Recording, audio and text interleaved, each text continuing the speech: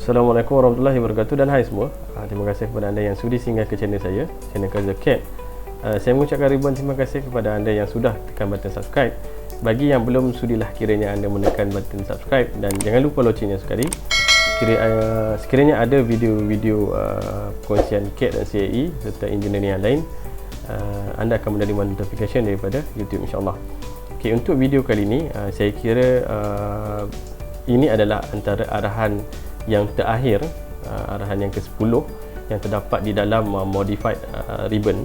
Sebenarnya banyak lagi arahan-arahan yang boleh diguna pakai di dalam modified ribbon, tapi secara khususnya ini adalah antara yang paling penting yang perlu dikuasai terlebih dahulu kepada pengguna AutoCAD, terutama pemula-pemula AutoCAD lah. Jadi arahan yang saya nak masukkan ini adalah arahan offset.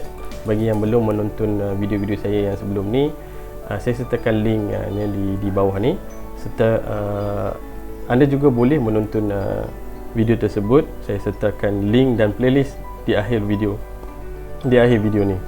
Jadi arahan yang saya masukkan yang terakhir untuk pemula AutoCAD adalah arahan offset.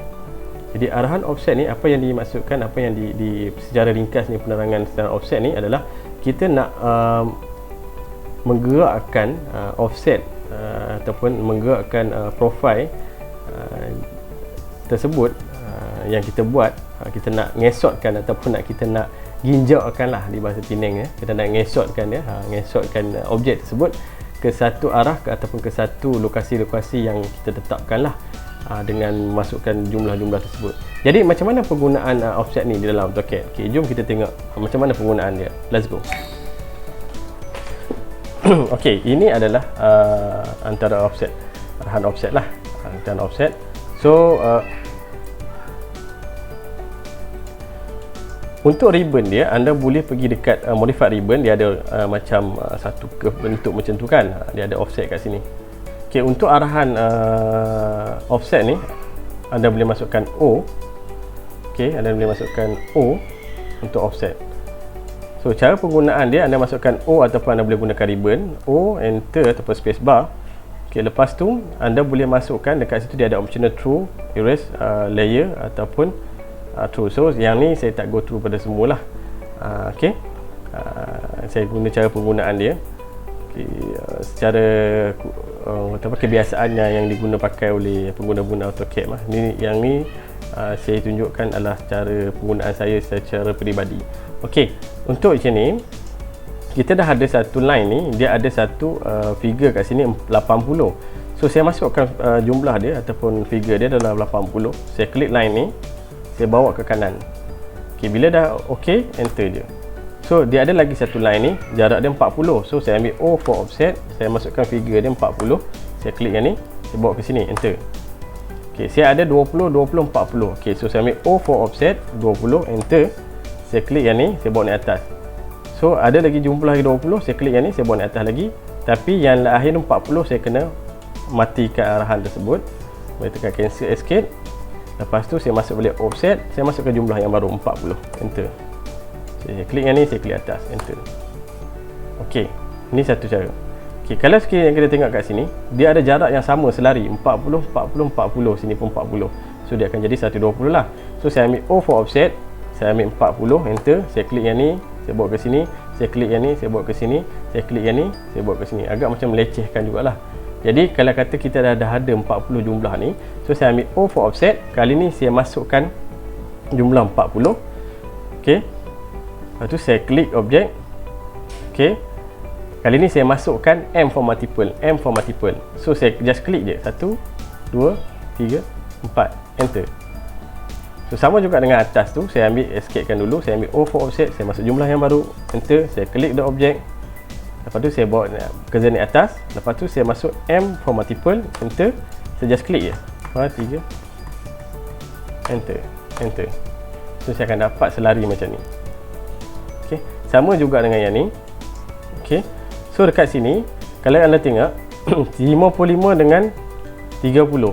So saya tak boleh kalau sini offset, kalau circle ni saya offset 55 tolak 30, so dia akan jadi 20. So saya ambil O for offset 20, enter. Saya klik yang ni, saya bawa naik atas. Diameter dia akan jadi, kita check, diameter yang akan dapat kat sini adalah 75. Jadi 55 tu tak dapat. Saya kena offset 10 bahagi 2 daripada jari tu. So bila kita ada offset 10 ke sini, total akan kiri kanan dia akan jadi 20. Macam sekarang ni bila saya masuk 20, kanan ke 20, kiri 20, total jadi 40. That's why bila kita kembangkan 40 tambah dengan 35, dia akan jadi 75.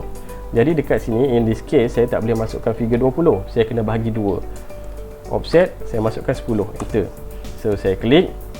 Okay, dia ada berapa bulatan kat situ? 1, 2, 3, 4, 5. So saya ambil multiple lah. Enter. Saya klik dia. Enter. Enter. So saya tukar, saya check dimension dia. So 55 dah ada, 75 dah ada, 95 dah ada. So kurang satu lah, saya offset balik, klik enter je. So saya klik sini, enter. So saya check dia punya dimension. So saya akan dapat 115. Okay, itu saja penerangan saya mengenai offset. Tak sesuka mana.